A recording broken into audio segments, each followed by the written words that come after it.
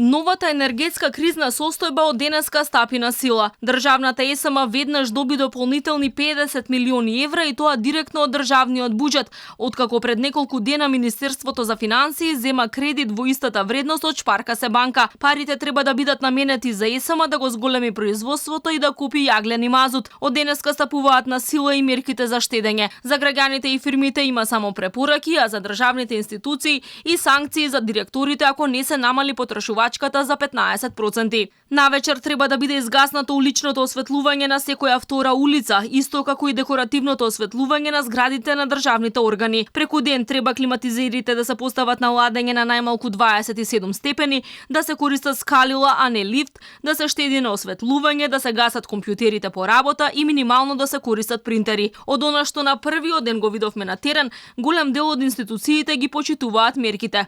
Сепак, ако вработените колку толку можат да се контролираат, клиентите не.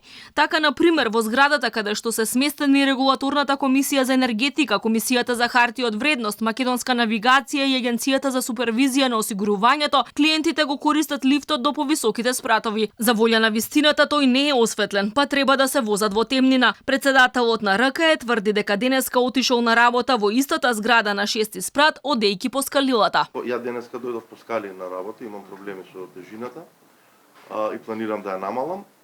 Како што гледате, светлото е ограничено, немаме пуштено ладење и така, апсолутно сите мерки кои што се за штедење ќе ги превземеме и тие се мерки кои што не ги превзема само Македонија, ги превзема и соседните земји, ги превзема земји од Европската унија и сметам дека целата јавност треба малку посериозно да се однесува кон овие мерки за штедење. Во меѓувреме граѓаните го кренаа својот глас откако ги добија новите сметки за струја.